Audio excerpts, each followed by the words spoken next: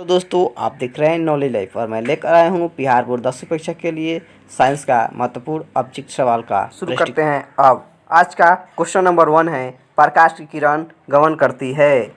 Option A सीधी रेखा में, B टेढ़ी रेखा में, सी किसी भी दिशा में या डी इनमें से कोई नहीं।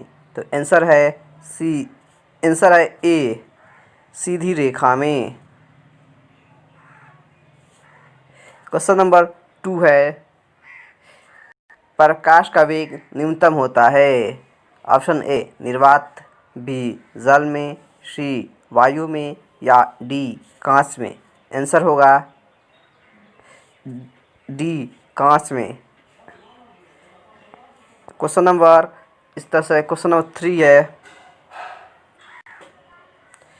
मोटर गाड़ी के चालक के सामने लगा रहता है। समतल दर्पण, उत्तल दर्पण, अवतल दर्पण या उत्तल लेंस। इसका आंसर है बी उत्तल दर्पण। क्वेश्चन नंबर 4, मोटर कार के हेडलाइट में किसका प्रयोग होता है। ऑप्शन ए समतल दर्पण, ऑप्शन बी उत्तल दर्पण, ऑप्शन सी अवतल दर्पण या डी उत्तल लेंस। इसका आंसर होगा सी अवतल दर्पण। इस तरह से क्वेश्चन नंबर 5, समतल दर्पण द्वारा बना प्रतिबिंब होता है। ऑप्शन ए वास्तविक, बी काल्पनिक, सी दोनों या डी इनमें से कोई नहीं। तो आंसर होगा बी काल्पनिक, है ना, काल्पनिक। इस तरह से क्वेश्चन नंबर 6, लेंस की क्षमता का एसआई मात्रक होता है। Option A dioptre, option B lumen, C lux या डी एंगस्ट्रॉम। तो इसका आंसर होगा ए डायोप्टर। इसका आंसर है ए डायोप्टर। क्वेश्चन नंबर 7, प्रकाश के किरणों का पथ दर्शाने वाले चित्र को कहा जाता है। किरण आरेख, फोकस, किरण पुंज या इनमें से सभी। तो इसका आंसर होगा ए किरण आरेख। इसका आंसर ए किरण आरेख। क्वेश्चन नंबर 8,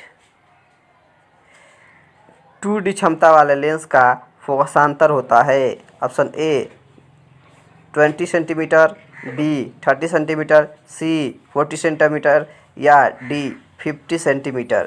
तो इसका आंसर है डी 50 सेंटीमीटर। दोस्तों इस तरह से क्वेश्चन नंबर 9 है, किसी उत्तल लेंस का फोकसांतर 50 सेंटीमीटर हो तो उसकी क्षमता होगी। Option A +5D, option B -5D, option C -2D या ऑप्शन डी +2D। तो इसका आंसर है +2D, option number D +2D। इस तरह से क्वेश्चन नंबर 10,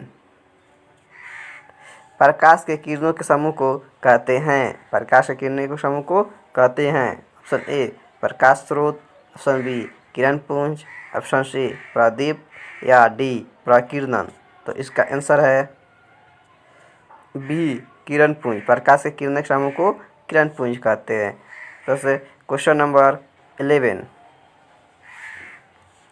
उत्तल लेंस की क्षमता होती है ऋणात्मक, धनात्मक या सी में ए और बी दोनों या डी इनमें से कोई नहीं। तो इसका आंसर होगा बी धनात्मक होती है।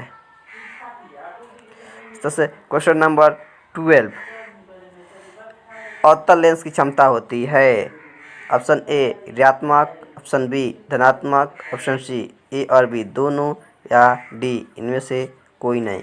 तो आंसर है ए ऋणात्मक होती है।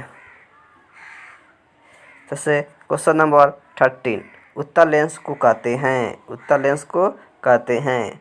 ऑप्शन ए अभिसारी, ऑप्शन बी दी उत्तल लेंस या सी अपसारी लेंस या डी इनमें से कोई नहीं। इसका आंसर है ए अभिसारी लेंस। कहते हैं। इस तरह से क्वेश्चन नंबर 14, अवतल लेंस को क्या कहते हैं? अवतल लेंस को कहते हैं ऑप्शन ए अभिसारी लेंस, ऑप्शन बी द्वि अवतल लेंस, ऑप्शन सी अपसारी लेंस या डी इनमें से कोई नहीं। इसका आंसर होगा सी अपसारी लेंस कहते हैं, अपसारी लेंस। इस तरह से क्वेश्चन नंबर 15, निम्न में से कौन सा पदार्थ लेंस बनाने के लिए प्रयुक्त नहीं किया जा सकता है?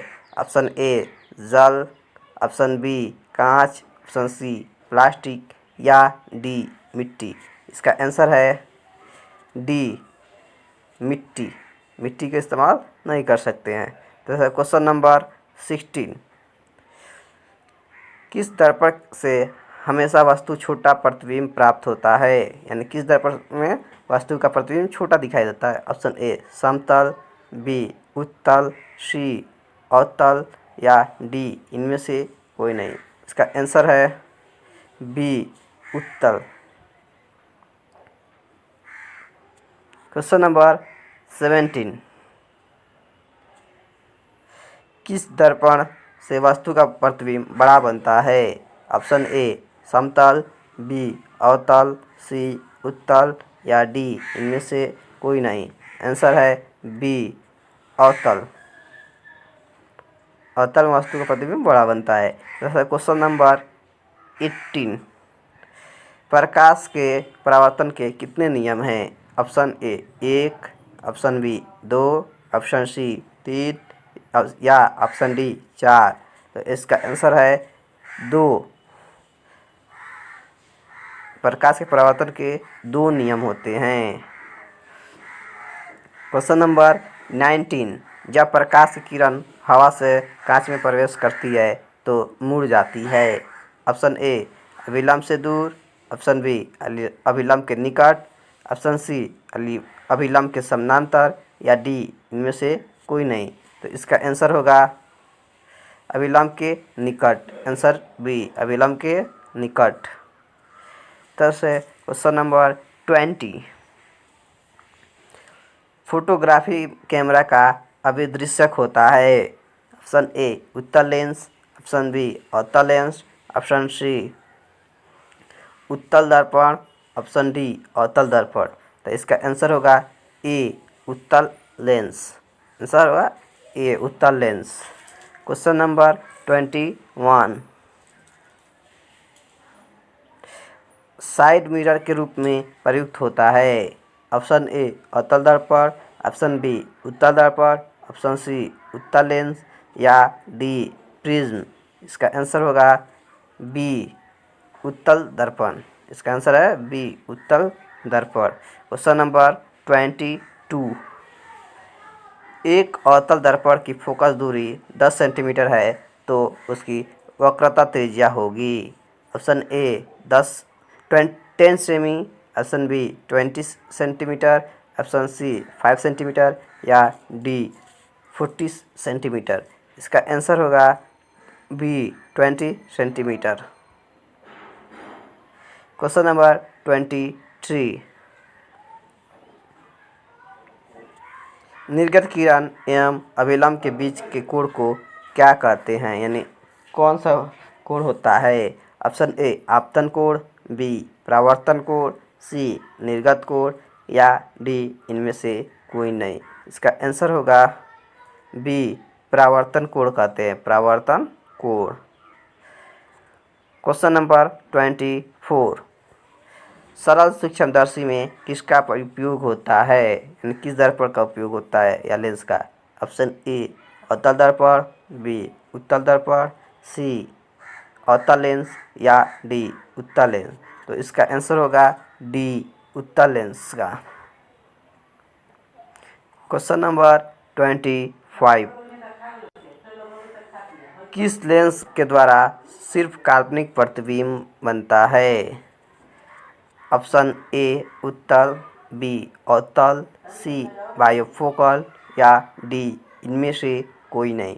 इसका आंसर होगा बी अवतल। क्वेश्चन नंबर 26, परावर्तन के नियम से निर्धारित होता है? आपतन कोण इक्वल टू परावर्तन कोण, परावर्तन कोण इज इक्वल टू आपतन कोण, या सी आपतन कोण इक्वल टू विचलन कोण, या डी इनमें से कोई नहीं। तो इसका आंसर है ए आपतन कोण इज इक्वल टू परावर्तन कोण। यही परावर्तन के नियम है। ऑप्शन क्वेश्चन नंबर 27, काल्पनिक प्रतिबिंब होता है सीधा, या बी उल्टा, या सी दोनों, या डी इनमें से कोई नहीं। तो आंसर होगा ए सीधा। क्वेश्चन नंबर 28, लेंस में मुख्य फोकस की संख्या कितनी होती है? Option A 2, option B 1, option C 3, या ऑप्शन डी इनमें से कोई नहीं। तो इसका आंसर होगा ऑप्शन ए 2।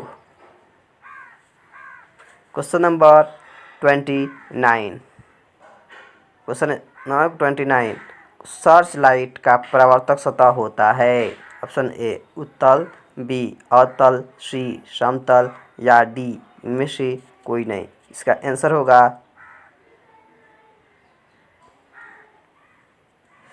बी अवतल। क्वेश्चन नंबर 30, दाढ़ी बनाने में कौन सा दर्पण प्रयुक्त होता है? ऑप्शन ए समतल, ऑप्शन बी उत्तल, ऑप्शन सी अवतल, या डी इनमें से कोई नहीं। तो दोस्तों आंसर होगा सी अवतल दर्पण, अवतल दर्पण। दोस्तों आज के लिए इतना ही। ये वीडियो आपको कैसा लगा कमेंट सेक्शन में ज़रूर बताएं, और भी वीडियो पाने के लिए हमारे चैनल नॉलेज लाइफ को सब्सक्राइब करें और अपने दोस्तों में शेयर करें। तब तक के लिए शुक्रिया।